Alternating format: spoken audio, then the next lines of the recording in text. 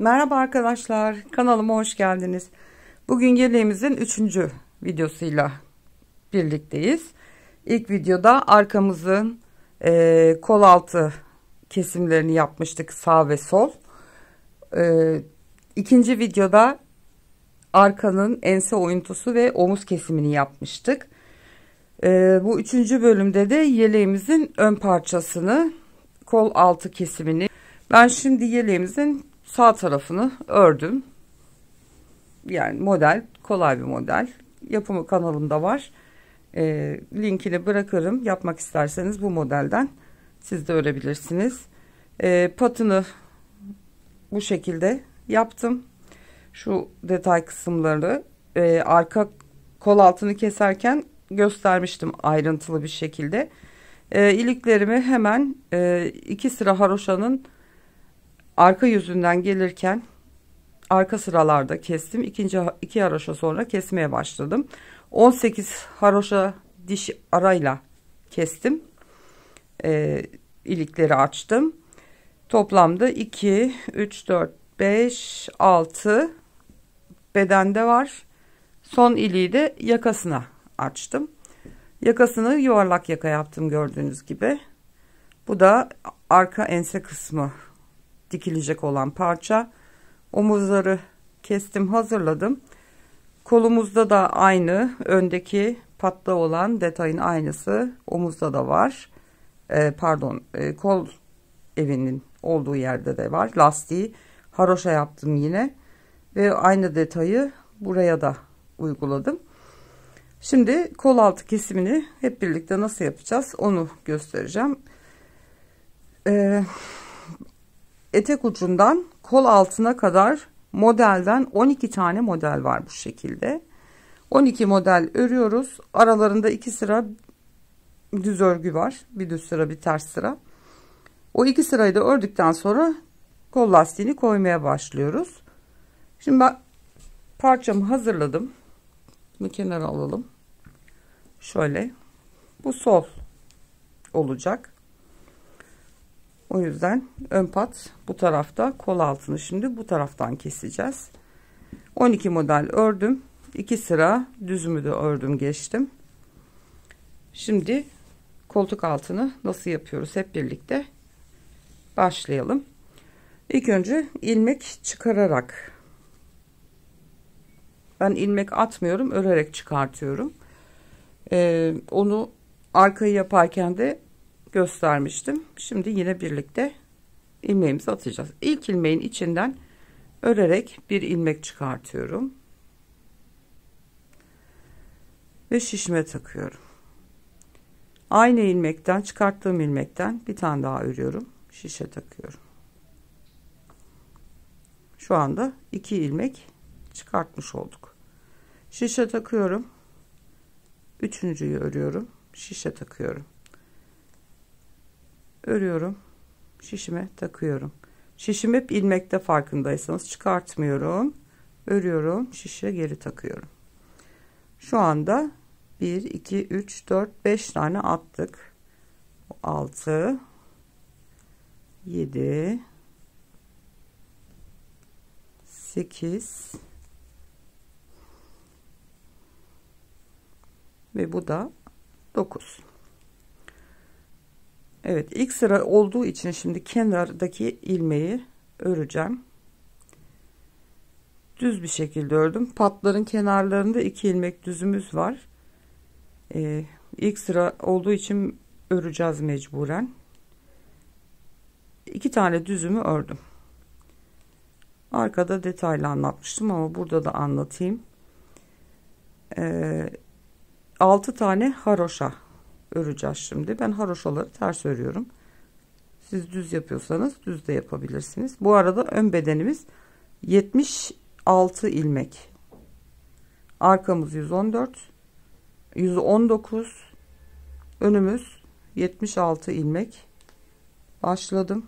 46, 48, 50 bedene olabilecek bir yelek ölçüsü. 2, 4, 6, 7, 8. Bu da 9. ilmeğimiz. Onu düz örüyorum. Şimdi çeviriyoruz arkasını.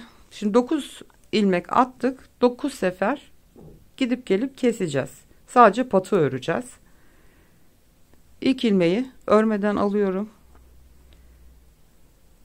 Ve 6 tane ilmeğimi haroşa örüyorum. Arkayı yaparken çok ayrıntılı gösterdiğim için burada fazla uzatmayacağım, sizi sıkmamak için. Şimdi son 2 ilmeğim zaten düzdü. Şimdi bu ayrıntıyı yapabilmek için bu sırada bir şey yapmadık. Bir gittik bir geldik. Şimdi o detay kısmını yapmak için ilk ilmeği alıyorum. İkinci ilmeği de arkadan batıyorum. İlmeği çevirebilmek için. Örmeden şişe aktarıyorum. İpi öne alıyorum. 6 tane haroşamı örüyorum.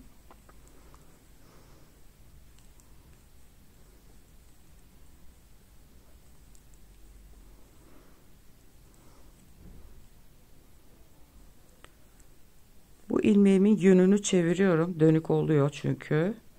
Ve 9. ilmeğim, gövdeden bir ilmek alarak ikisini birlikte kesiyorum. İlk kesmemizi yaptık. Şimdi bunun gibi gidip gelip 9 kere keseceğiz. İlk ilmeği örmeden alıyorum. Haroşalarımı örüyorum.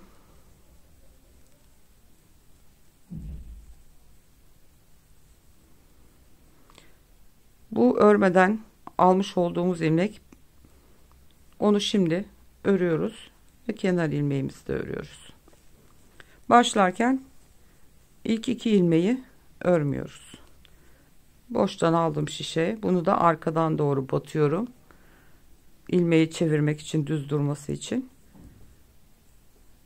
Şimdi yine haroşalarımı örüyorum.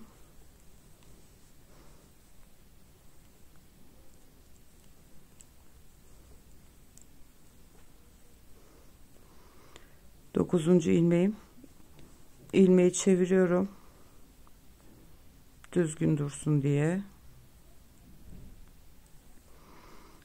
9. ilmeğimi ve bedenden bir ilmek alarak ikinci kez kesiyorum. Dönüyoruz.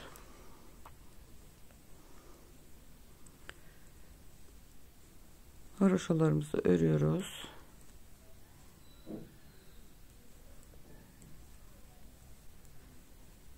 Başlarken örmediğimiz 2 ilmek, onları da şimdi örüyoruz.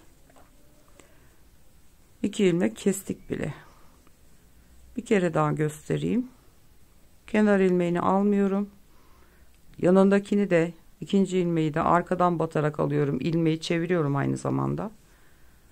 Ve patımı örmeye, lastiğimi örmeye devam ediyorum. Siz bir ters bir düz lastik de yapabilirsiniz. Aynı baştaki bu şöyle düzgün ilmek çıkabilmesi için o detayı siz normal lastikte de yapabilirsiniz. Ben modele uysun diye haroşa yaptım. Evet, ilmeğimi çeviriyorum. Üçüncü kez bedenden de bir ilmek alarak kesiyorum. Şöyle göstereyim, bakın 1 2 3 belli oluyor. 3 tane kestiğimiz. Bunun gibi 9 ilmek, 9 kere keseceğiz. 9 ilmek attık. 9 sefer bu şekilde kesip gidip geleceğiz. Sadece lastiği öreceğiz. Ondan sonra kol oyuntusunu yapmaya başlayacağız. Bu arada şunu da belirteyim. Şimdi santim olarak soranlar da olur. Hatta bitmişten ölçeyim ben size. Ölçüsünü vereyim. Şöyle eni 76 ilmekle başladım. Büyük beden. Eni 34 santim. Bir eni. Boyu koltuk altına kadar, koltuk altından etek ucuna kadar 46 santim. Omuza kadar şuradan itibaren ölçüyoruz. Yakanın olduğu yerden.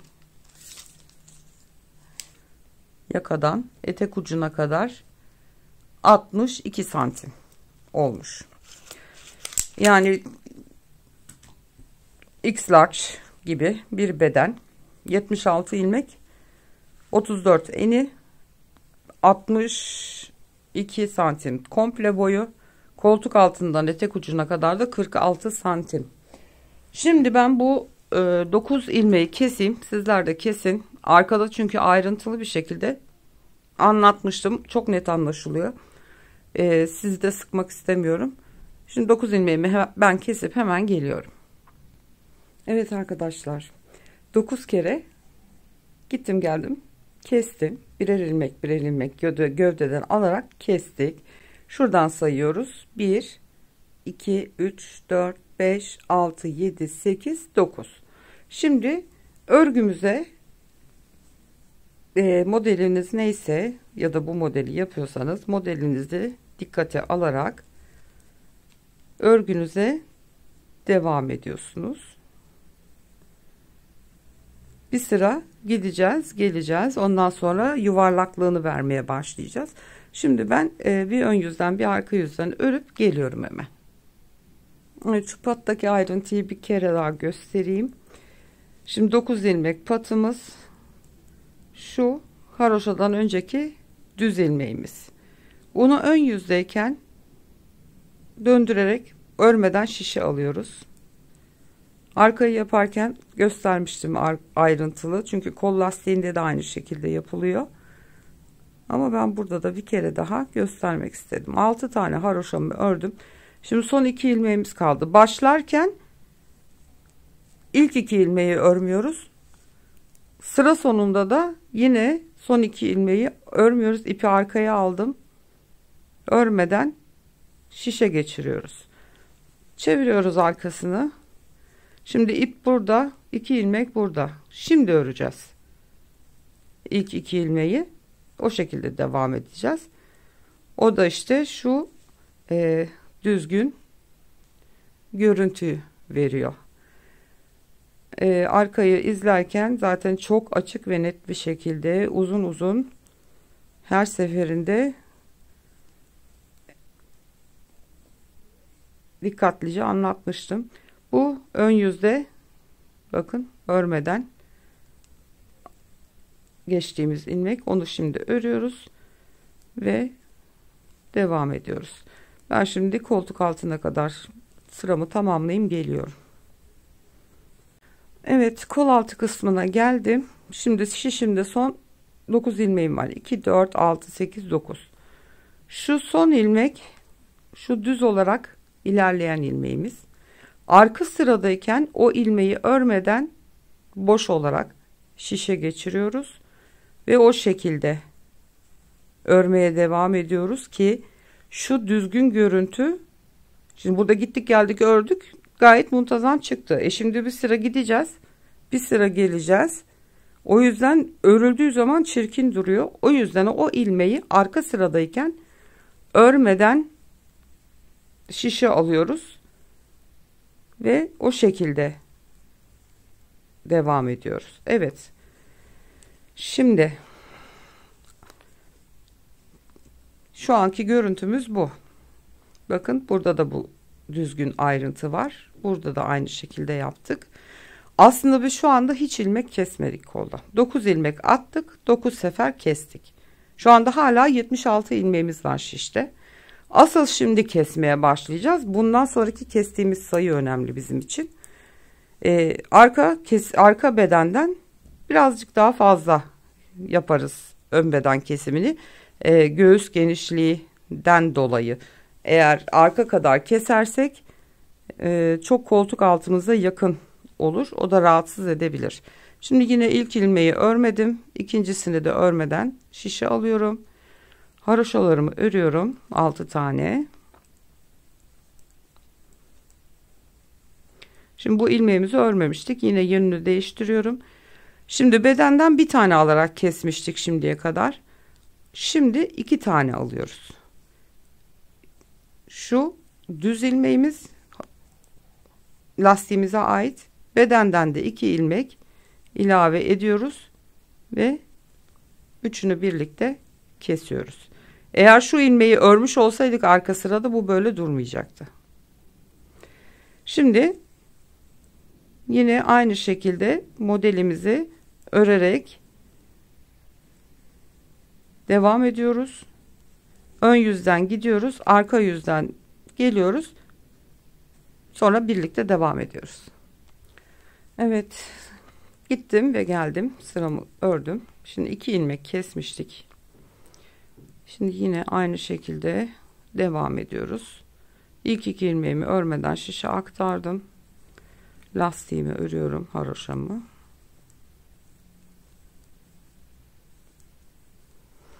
Evet, bu ilmeği örmemiştik arka sırada. İlmeğin yönünü çeviriyorum. Yine bu ilmeğimiz ve gövdeden 2 ilmek alıyoruz tekrar. 2 ilmek daha kesmiş olduk. Gördüğünüz gibi bu şekilde sayması da kolay oluyor. Şimdi burada 9 tane vardı. 10-11 kere kesme yapmış olduk ama bunlar 2 ilmek kestiklerimiz. Şimdi yine bir sıra gidip bir sıra geleceğiz. Ondan sonra tekrar kesmeye devam edeceğiz. Evet, sıramın başına geldim. 2 kere 2'şer ilmek kestik. Şimdi devam ediyoruz. Yine ilk 2 ilmeği örmeden aldım. Lastiğimi örüyorum. Evet, arka sırada bunu örmeden alıyoruz. Ön yüzdeyken şimdi yönünü değiştiriyoruz. O düz ilmeğimiz ve yine gövdeden 2 ilmek daha ilave ederek üçünü birlikte kesiyoruz. Yani asıl kesmeye şu yuvarlaklığı vereceğimiz zaman burada, çünkü 9 ilmek attık, 9 kere kestik. Yani lastiğimizi buraya monte etmiş olduk bir nevi. Asıl kesmelerimiz bundan sonra başlıyor. Şimdi 3 kere 2 kesmiş olduk. 6 ilmek eksilmiş oldu. Şimdi yine sıramızı başa kadar gidip tekrar geri geliyoruz. Ondan sonra devam edeceğiz arkadaşlar. Evet, sıra başına geldik tekrar. Yine ilk 2 ilmeği örmeden alıyorum. Haroşalarımı örüyorum.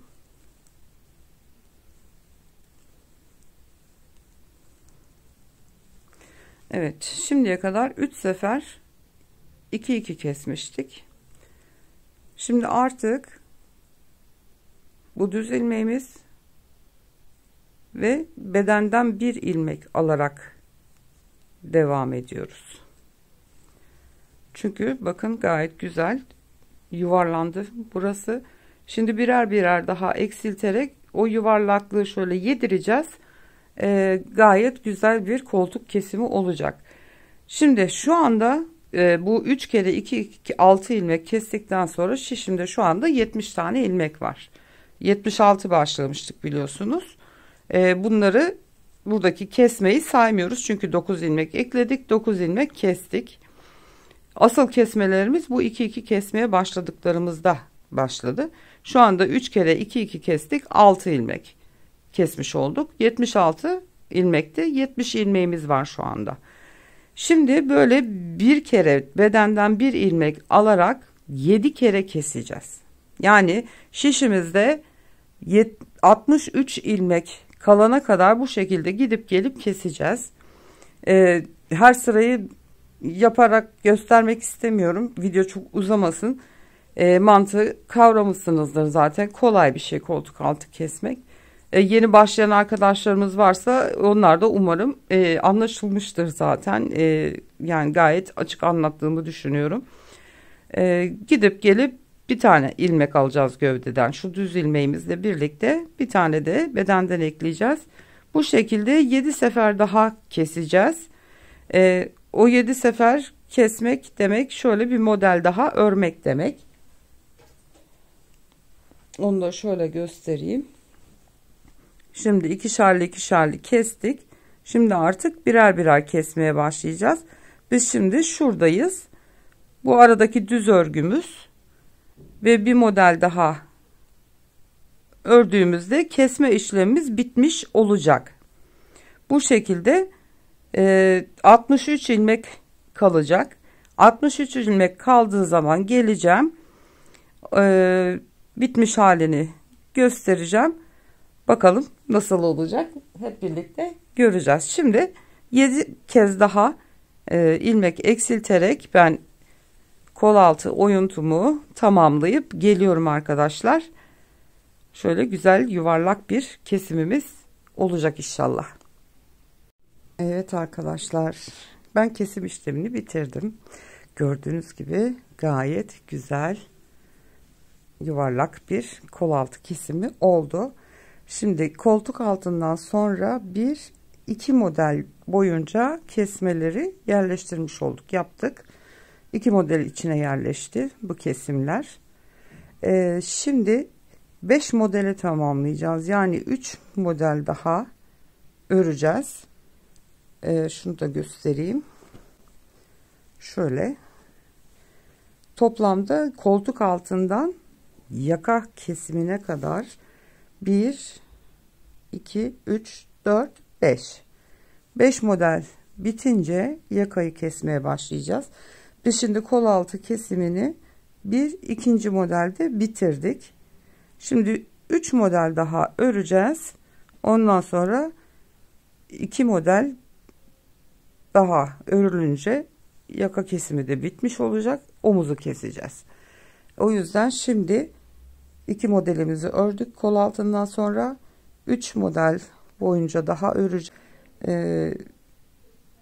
Yaka oyuntusunu yapacağımız mesafeyi siz kendinize göre de ayarlayabilirsiniz. Kol altı kesimi 22-23 santim olmalı. Yani şu kol evinin mesafesi, şu mesafe en az 22-23 olmalı. Ondan kısa yapmayın. Çünkü çok koltuk altınıza oturur. Esnek de bir model zaten. Yıkandıkça salar da zamanla kendini. Çok uzun yapmayın. Çok da kısa olmasın. En az 22-23 santim dediğim gibi. Yaka oyuntusunu yapacağınız yerde arka bedenden yaklaşık 4 parmak aşağıda başlamalı. O da bizim bu yeleğimizde işte 5 modele denk geliyor. Kol altından sonra santim olarak da ölçüsünü verecek olursam size kol altından yakaya 15 santim gibi örülmesi gerekiyor koltuk altından sonra, eğer 22-23 santim yapacaksanız. Şimdi 3 modeli daha ben öreyim. Toplamda 5 model koltuk altından sonra 1 2 3 4 5 model bitireceğiz. Ondan sonra yaka patımızı, lastiğimizi koyacağız. Aynı zamanda da kesme işlemlerini yapacağız. Bu ayrıntı tek tarafa mahsus. Ben sağ tarafa yaptım. Enseyi bitince bunu böyle yedirerek dikeceğim arka tarafına. O yüzden ben bunu sağ parçaya yaptım. Siz dilerseniz sol parçaya da yapabilirsiniz. Ya da ikisini de biraz biraz örüp tam arka ortada dikiş yapabilirsiniz. Ben omuz dikişine yapmayı daha çok tercih ediyorum. O sizin bileceğiniz bir şey. Ben şimdi örüp bitiriyorum. Sizler de örüp bitirin. Bir sonraki videoda yaka ve omuz kesimini tamamlayacağız. Kol altından sonra yaklaşık bir 15-16 santim kadar, eğer başka model örüyorsanız ya da düz örüyorsanız, kol altından sonra 16-15 santim gibi örmek yeterli gelecektir yakayı kesmeye başlamak için. Evet arkadaşlar, bir sonraki videoda görüşünceye kadar kendinize iyi bakın. Hoşça kalın.